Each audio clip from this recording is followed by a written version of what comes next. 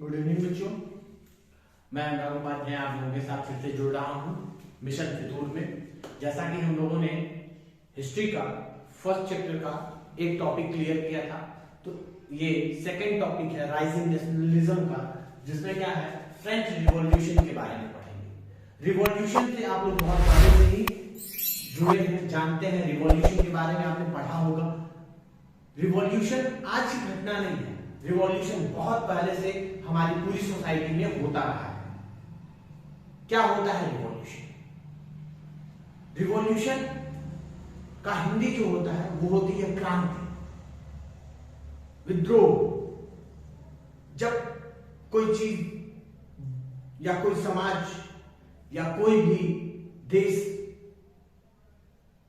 किसी निरंकुश शासक, निरंकुश राजा, निरंकुश बादशाह के अंदर रहता है, वहां की जनता के बारे में वहां का शासक नहीं सोचता है, वहां का राजा वहां के बारे में नहीं सोचता। जैसे मोदी जी अगर आज भारत की जनता के बारे में सोचना बंद कर दे और किसके बारे में सोचने लगे, अपने और अपने परिवार के बारे में सोचने लगे, वो सिर्फ ये सोचने लगे कि भारत में जो चीजें हैं या हो रही हैं वो सिर्फ उनके अनुसार, उनके मन वाली, वो जो चाहे वो टैक्स लगा दे, वो जो चाहे वो उसी तरह का नियम कानून बना दे, वो अगर जिधर चले उधर कोई ना चले, जिस रास्ते पे उनकी गाड़ी जा रही हो उस रास्ते पे किसी की गाड़ी ना जाए, या जो गाड़ियां जा रही हैं वो रोक दी जाए। ऐसा आज होता है, गाड़ियों के साथ तो होता ही है, भारतीय समाज में गाड़ियां रोक दी जाती है। वो एक अलग इशू है, अलग मुद्दा है, उसमें कभी और चर्चा करेंगे।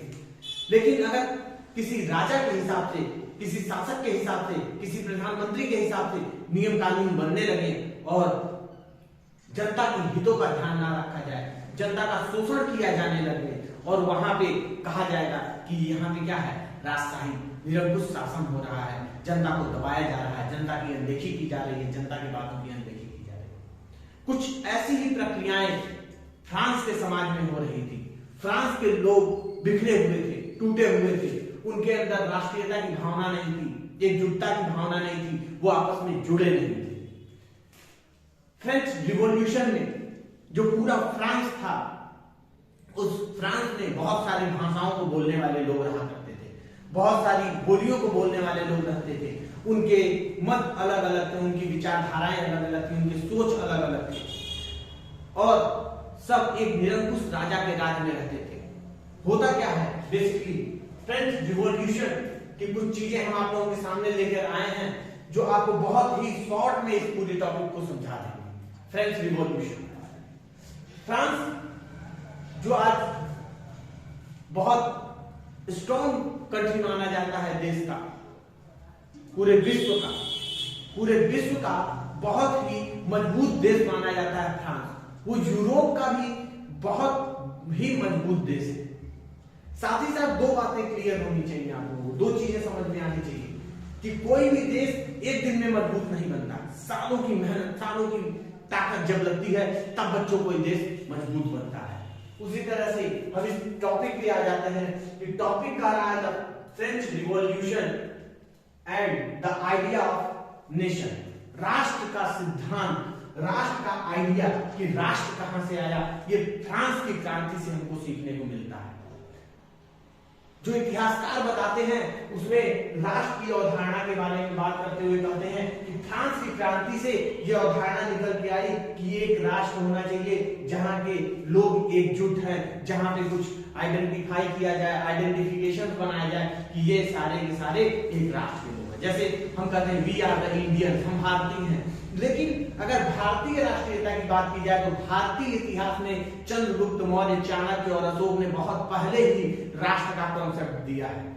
लेकिन ये कॉन्सेप्ट थियरी के लेवल पे नहीं था, ये फ्रेंच रिवॉल्यूशन से आने वाले शब्द के बारे में हम अभी जब इसमें डिस्कशन करेंगे तो बात करेंगे आप लोगों से। सबसे पहले समझिए फ्रेंच रिवॉल्यूशन 1789 में फ्रेंच रिवॉल्यूशन स्टार्ट होता है। क्या चीजें आती है जब फ्रेंच रिवॉल्यूशन, जब फ्रांस में क्रांति आती है तो क्रांति क्या करती है, राजशाही शासन को समाप्त कर देती है। वहां के जो राजा थे, राजाओं के शासन को उखाड़ देती है, जनता विद्रोह कर देती है राजा के खिलाफ, और राजनीतिक और संवैधानिक बदलाव होता है। Political political and constitutional changes आते हैं, और ये पॉलिटिकल एंड कॉन्स्टिट्यूशनल चेंजेस जो राजनीतिक और संवैधानिक बदलाव होता है उनका परिणाम क्या होता है, transfer of sovereignty about the monarchy to France citizen. अब जो हमारा ताकत थी, जो हमारी कानून व्यवस्था थी, जो हमारी पूरी की पूरी अधिकार था, हमारे स्वतंत्रता का अधिकार था, वो सब मोनार्ची को खत्म करके फ्रांस के लोगों के बीच में स्थापित हो गया। जो हमारी सोवरेनिटी थी वो सोवरेनिटी ट्रांसफर हो गई, कहां से, मोनार्ची टू फ्रांस के लोगों के हाथ में। जैसे भारत में वंशानुगत शासन नहीं है, किसी राजा का बेटा राजा नहीं बन सकता। जैसे आप देख सकते हैं कि कांग्रेस में होता था कि पंडित जवाहरलाल नेहरू, माननीय श्रीमती इंदिरा गांधी, उनके सुपुत्र स्वर्गीय श्री राजीव गांधी जी, ऐसे एक पीढ़ी दर पीढ़ी चीजें चल रही थी। लेकिन परिवर्तन लोकतंत्र में भी ये चीजें आ गई थी, राजशाही जैसी चीजें आ गई थी, उसे भारतीय जनता ने उठाकर बाहर फेंक दिया। परिवर्तन, मोनार्ची सिस्टम का परिवर्तन, कहीं ना कहीं ये चीज बदली, और जब ये चीज बदलती है तो देश बदलता है। तो ये चीज, मोनार्ची का सिस्टम खत्म हुआ और ताकत किसके पास आ गई, फ्रांस के लोगों के पास। जब फ्रांस के लोगों के पास ताकत आ गई, आपके पास ताकत आ गई, तो आप क्या करेंगे? सबसे पहले फ्रांस के लोगों ने क्या किया, to revolt the proclaim that it was the people who would hence constitute the nation and the sake of the identity। उन्होंने, जब उनके पास चीजें आई तो उन्होंने सबसे पहला क्या किया, उन्होंने कहा कि जो फ्रांस के लोग हैं वो क्या करेंगे, राष्ट्र की नियति तय करेंगे, राष्ट्र का गठन किया। उन्होंने घोषणा पत्र बनाया, किसके, राष्ट्र के गठन का, और उसकी नियति तय करने वाले लोग कौन होंगे, मोनार्ची नहीं होगा। कोई राजा किसी राष्ट्र का भविष्य निर्धारित नहीं करेगा, वहां के लोग वहां के भविष्य को निर्धारित करेंगे। ये घोषणा कहां से आती है, ये घोषणा हमें फ्रांस के रिवॉल्यूशन से मिलती है। उन्होंने पहचान बनानी शुरू की, क्या किया, सामूहिक पहचान की भावना पैदा करनी शुरू की, लोगों के अंदर एकजुटता की भावना लानी शुरू की। जैसे अगर आपसे कोई विदेश में पूछे तो आप क्या कहेंगे, वी आर द इंडियंस, हम लोग क्या हैं, भारतीय हैं। वी आर द इंडियंस, हम सब क्या हैं, भारतीय हैं। लेकिन अगर आपको कोई उत्तर प्रदेश के बाहर पूछे, अगर आप महाराष्ट्र में है, दिल्ली में है, कोई पूछे तो आप क्या कहेंगे, हम कौन है, यूपी वाले भैया हैं। कौन है, यूपी वाले हैं। हम कहां के हैं, हम है बिहारी। ठीक, ऐसी आइडेंटिटी, किसकी, स्टेट आइडेंटिटी को आप बताएंगे। लेकिन अगर आपसे कोई बाहर पूछने लगे, यूपी के अंदर ही आप ग्रेटर नोएडा साइड में हैं, आपसे कोई पूछने लगे तो आप कहेंगे हम गाजीपुर वाले हैं, हम कहां, बलिया वाले हैं, हम कहां के हैं, गोरखपुर वाले हैं, हम कहां के हैं, हम कहां के हैं, हम इलाहाबाद के हैं, कहां के हैं, वाराणसी के हैं, हम कहां के हैं, मऊ के हैं। तो आप इस तरह के आइडेंटिफिकेशन अपना देने लगेंगे। अगर पश्चिम के लोग पूर्वांचल की तरफ आ जाएं, उनसे कोई पूछे तो कहां के बताएंगे, हम सहारनपुर वाले हैं, हम कहां के हैं। इस तरह की एक भावना हम पैदा करना, इस समूह बनाना। उन्होंने क्या किया, फादरलैंड नामक शब्द यही पे सबसे पहले आता है। कहां पे, फादरलैंड, पितृभूमि की स्थापना की। उन्होंने कहा कि फ्रांस क्या है, पितृभूमि है, हमारे फादर्स का लैंड है। और उसके बाद सिटीजन, और जो यहाँ लोग रहते हैं वो क्या है, नागरिक है, इस फादरलैंड के नागरिक है, इस जगह के नागरिक है। तो सिटीजन का भी कॉन्सेप्ट कहां से आता है, फ्रेंच रेवोल्यूशन से आता है। सिटीजन का भी कॉन्सेप्ट कहां से आता है, फ्रेंच रिवॉल्यूशन से आता है। उन्होंने कहा कि इस फादरलैंड में रहने वाले, फ्रांस में रहने वाले लोगों के अधिकार क्या होंगे, सबको समान अधिकार प्रदान किया जाएगा। सबको कैसा अधिकार प्रदान किया जाएगा, समान, एक जैसा। अब एक जैसे समान अधिकार की बात कौन कर सकता है, जो नागरिक होगा, जो सिटीजन होगा, वो एक जैसे समान अधिकार की बात करेगा। कोई राजा इस तरह की बात नहीं करेगा। आप छोटे से कंपनी में देखेंगे तो उस कंपनी में डायरेक्टर होंगे, सीईओ होंगे, एचआर होंगे, और उनके नीचे बहुत सारे इंजीनियर्स होंगे, उनके नीचे वर्क करने वाले बहुत सारे वर्कर्स होंगे। तो ये कंपनी का हायरार्की बन जाता है, सीनियरिटी सुपर सीनियरिटी होने लगती है। कहीं आप स्कूल में देखेंगे तो प्रिंसिपल के टीचर पीयून, तो इस तरह की चीजें होने लगती है। ये एक अलग कॉन्सेप्ट है, ठीक। बट समान अधिकार, क्या प्रिंसिपल के जो अधिकार है वही टीचर को भी है, वही पीयून को भी है, नहीं। जो डायरेक्टर को है वही गवर्नर को है, वही दूसरे लोगों को भी है, नहीं। सबके अधिकार बटे हुए हैं। लेकिन फ्रांस में किसकी बात की जा रही है, लेकिन अगर जब राष्ट्र के लेवल पे बात होगी, देश के लेवल पे बात हो रही है, बहुत बड़ी बातें की जा रही हैं, तो वहां पे कहा जा रहा है किसका है, समान अधिकार है। कंपनी लेवल छोटी चीजों के लिए नहीं, किसी काम के लिए नहीं, किसी संस्था के लिए नहीं, लेकिन जब देश के लेवल में बात होगी तो फ्रांस में कहा गया कि सबके लिए क्या होगा, समान अधिकार होगा, एक जैसा अधिकार होगा। जैसे सबको पूजा करने की स्वतंत्रता होगी, सबको अपने धर्म को मानने की स्वतंत्रता होगी, सबको अपनी बातें कहने की स्वतंत्रता होगी, सबको अपनी चीजों को, अपने संपत्ति को रखने की, सबको संपत्ति रखने की स्वतंत्रता है, सबको किसी भी चीज को यूज करने की स्वतंत्रता। इस तरह की चीजों के बारे में बात किया जाने लगा कि सबके अधिकार क्या होंगे, समान होंगे, कोई ऊंचा नहीं होगा, कोई नीचा नहीं होगा, कोई बड़ा नहीं, कोई छोटा नहीं। इस तरह के समान अधिकार की बात फ्रांस के रेवोल्यूशन में की जाने लगी। इसके बाद जो न्यू कॉन्सेप्ट निकल के आया इसी रिवॉल्यूशन से, वो आया क्या कि पहले वहां के राजा का पताका होता था, राजा का फ्लैग होता था। अब उस राजशाही जो मोनार्ची का फ्लैग था उसको हटाकर फ्रांस के लोगों ने अपना एक ट्राई कलर का, तिरंगे 3 कलर का फ्लैग बनाया। जैसे भारत में तिरंगा है उसी तरह से फ्रांस का जो फ्लैग है उसका भी कलर क्या है, ट्राई कलर्स का है। तो new French flag of try colours. इसके बाद क्या हुआ, वहां पे स्टेट जनरल का जो चुनाव हुआ करता था उसको नेशनल असेंबली में कन्वर्ट कर दिया। जो स्टेट जनरल का चुनाव होता था उसमें अब सिटीजन्स पार्टिसिपेट करने लगे, नागरिकों द्वारा वो चुनाव होने लगा और उसका नाम बदल के क्या कर दिया गया, नेशनल असेंबली कर दिया गया। उसका नाम बदल के नेशनल असेंबली किया गया। Internal custom duties and the dues were abolished.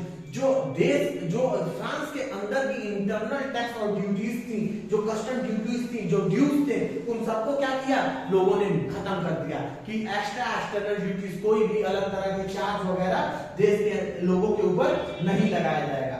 French become the common language in the nation. और फ्रांस की जो भाषा है उस भाषा को फ्रेंच भाषा को फ्रांस की भाषा घोषित कर दी गई।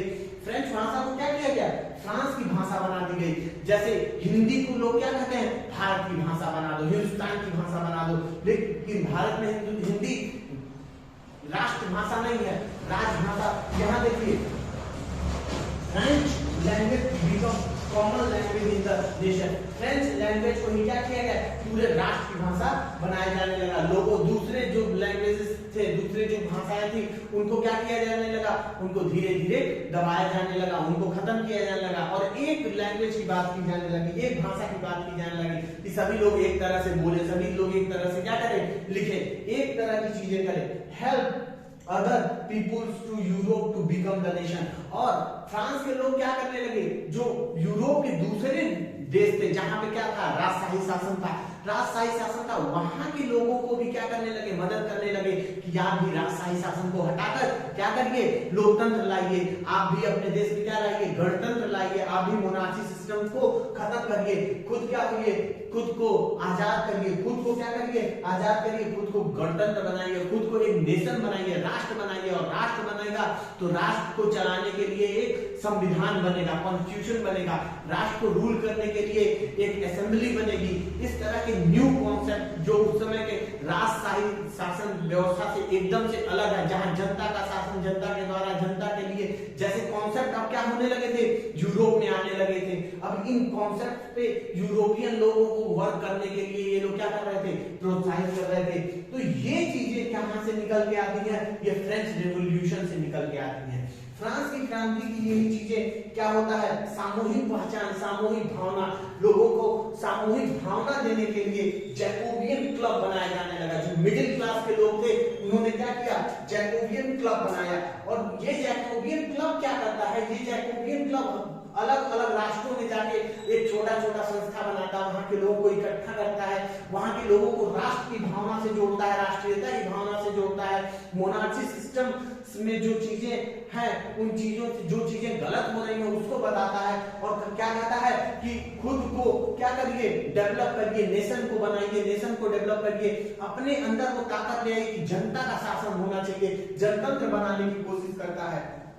French armies which move into the Holland, Belgium, Switzerland and much of the Italy 1790 1790 तक 1789 में फ्रेंच रिवॉल्यूशन होता है, क्रांति आती है 1789 में, कहा फ्रांस में। और 1790 तक एक साल के अंदर अंदर ये 4-5 देशों के अंदर ये भावना पूरी तरह से भर जाती, भरने की कोशिश हॉलैंड में, बेल्जियम में, स्विट्जरलैंड एंड इटली के बहुत सारे पार्टों में कौन करते थे, army which move into the, जो फ्रांस की आर्मी गई रहती है, सेनाएं गई रहती हैं, फ्रांस की सेना क्या करती है, पूरे यूरोप के देशों के लोगों की मदद करती है।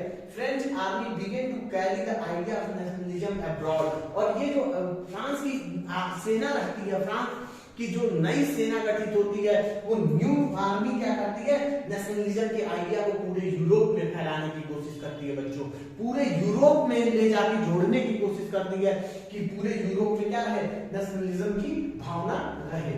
अगला, Napoleon set about the introducing many of the reforms that he had already introduced in France. France में जो बहुत सारे रिफॉर्म्स हुए थे, उन सारे रिफॉर्म्स को नेपोलियन क्या करता है, दूसरे देशों में भी ले जाके जोड़ता है, दूसरे देशों में भी उन सारे चीजों को अप्लाई करता है, इंट्रोड्यूस करता है। तो लोगों को ये चीजें बड़ी अच्छी लगती हैं जो नेपोलियन क्या कर रहा होता है, उनके यहाँ इंट्रोड्यूस करता है। नेपोलियन एक कोड बनाता है जिसको नेपोलियन कोड कहा जाता है, जिसमें वो क्या करता है, did away with the all privileges based on the birth. वो क्या करता है कि बर्थ के बेसिस पे, जन्म के आधार पर जो लोगों को प्रिविलेज मिलता है, अधिकार मिलता है, उन सारे अधिकारों को नेपोलियन क्या करता है, समाप्त कर देता है। कहता है कि जन्म के आधार पर कोई अधिकार नहीं, जन्म के आधार पर कोई अधिकार नहीं बच्चों। वो दूसरा, establish the equality before the law, और जो लॉ है, शासन नहीं, जो कानून है, कानून के आगे जो न्याय है, पालिका है, जो न्यायपालिका, जो कानून है, उस कानून के आगे सभी लोग क्या है, बराबर, चाहे वो मंत्री हो, चाहे वो आम नागरिक हो, या वो कोई सैनिक हो, सभी को वो क्या कहता है कि सभी लोग कानून के आगे क्या है, बराबर है। नेक्स्ट जो आता है, secure the right of property, लोगों के संपत्ति के अधिकार को भी क्या करता है, सुरक्षित करता है। ऐसा नहीं कि राजा को किसी की संपत्ति चाहिए तो राजा सारी संपत्ति उठवा लेता था, संपत्ति के अधिकार को भी वो क्या करता है, सिक्योर कर देता है, लोगों के संपत्ति के अधिकार को सिक्योर करता है। चौथे पॉइंट में Napoleon simplify the administrative division, administrative division को वो क्या करता है, प्रशासनिक व्यवस्था को आसान बनाता है, तोड़ता है, उनको सिंप्लीफाई करता है। एबॉलिश द फेडरल सिस्टम, सामंती व्यवस्था जो थी, जो लोग सामंत टाइप के लोग थे, जो जमींदार टाइप के लोग थे, उन सभी चीजों को खत्म कर देता है। Abolition of the federal system से, यहाँ से सामंती व्यवस्था को खत्म करने से एक चीज निकल के आती है कि जो किसान होते हैं, भूदास हुआ करते थे, उन लोगों को भूदासत्व से क्या मिल जाती है, मुक्ति मिल जाती है। फ्यूडल सिस्टम में क्या होता था, सामंती व्यवस्था में लोग लोगों को क्या करते थे, अपने अंदर, लोगों को अपने अंदर रखते थे, उनसे अपनी खेती कराते थे, बहुत सारा काम कराते थे एग्रीकल्चर का, और उनको उसके लिए पेमेंट्स नहीं मिलती थी। दास प्रथा का कहीं ना कहीं वहां पे क्या था, प्रचलन था। अगला क्या है, improvement of the transport and the communication system, transport और कम्युनिकेशन सिस्टम को भी क्या करता है बच्चों, ट्रांसपोर्ट, जहां पे रास्ते अच्छे होते हैं, यातायात व्यवस्था अच्छी होती है, वहां पे नेशन ग्रोथ बहुत तेजी से करता है, तो वो ट्रांसपोर्ट एंड कम्युनिकेशन सिस्टम पे भी वर्क करता है। Common national currencies would facilitate, एक कॉमन नेशनल करेंसी बनाता है जो पूरे यूरोप, जो फ्रेंच के अंडर आने वाले स्टेट है, उन सभी स्टेट में जो आवागमन है, लेन देन है, खरीदारी है, चीजों को एक जगह से दूसरे जगह भेजना हुआ या वहां से माल तौल के ले आना हुआ, एक यूनिट, एक फिक्स यूनिट बना के उसी से भेजना, उसी से ले आना, एक फिक्स करेंसी, एक ही मुद्रा, एक राष्ट्र एक मुद्रा की बात उस समय पे भी common national currency would be facilitated, ये चीज नेपोलियन उसमें करता है। बट ये सारी चीजें हमने समराइज की कि क्या क्या नेपोलियन कोर्स में था, जैकोबियन ग्रुप का क्या यूजेस था, जैकोबियन ग्रुप्स की वजह से किस तरह से जो फ्रेंच की आर्मी है वो दूसरे देशों में नेशनलिज्म के कॉन्सेप्ट पे ले गए। लेकिन क्या ये नेशनलिज्म का कॉन्सेप्ट दूसरे देशों को या फ्रांस के अंदर रहने वाले लोगों, फ्रांस के अंदर आने वाले स्टेट के लोगों को बहुत दिनों तक अच्छा लगा? तो कंक्लूजन क्या आता है, the new administrative arrangement did not go hand to in hand with the political freedom. Actual में क्या होता है कि कहीं ना कहीं ये चीज रुक ही जाती है कि किसी दूसरे देश का व्यक्ति हमारे देश में आकर हमारे चीजों के ऊपर शासन करे, एडमिनिस्ट्रेशन का मेन पावर उसके पास हो। ये चीज लोगों को धीरे धीरे क्या लगने लगती है, बुरी लगने लगती है। जो दूसरे देश रहते हैं जहां पर ये फ्रेंच आर्मी जाके वहां के लोगों को जिन लोगों को इंटरेस्ट की होती है वो चीजें। यहाँ पे क्या होता है, increase the taxation, censorship and the force conspiracy into the French army is required to the control the rest Europe. होता क्या है कि दूसरे यूरोप के भूभागों को जीतने के लिए फ्रांस के लोग सैनिकों को क्या करते हैं, भर्ती करने लगते हैं, जबरन भर्ती करते हैं लोगों को, जिससे प्रशासनिक कार्यों में बहुत सारा नुकसान होता है। यहाँ पे टैक्सों को बढ़ा देते हैं, सेंसरशिप बढ़ जाती है, जिसकी वजह से लोगों को फिर से ये लगने लगता है कि कहीं ना कहीं मोनार्ची सिस्टम खत्म तो हुआ, लेकिन हमारे ऊपर शासन करने वाले लोग कहाँ के हैं, बाहर के हैं। धीरे धीरे जो आनंद इन लोगों को मिल रहा था, जो फील आ रहा था, नेशनलिज्म का जो टेस्ट आ रहा था, वो टेस्ट कहीं ना कहीं क्या हो गया, थोड़ा थोड़ा खराब हो गया था। थोड़ी सी चीजें क्या हो गई थी, बदल गई थी। अगर आप लोगों को ये चीज पूरी की पूरी कॉन्सेप्ट आप लोगों को समझ में आया हो कि हमने एक शॉर्ट टाइम में, बहुत ही कम टाइम में French revolution and idea of nationalism पे आप लोगों से बात की, आपको अगर ये सारी चीजें अच्छी लगी तो please like, subscribe and share my channels. और हम लोग आप लोगों के लिए ऐसे ही न्यू वीडियोस के साथ आते रहेंगे। और थैंक यू।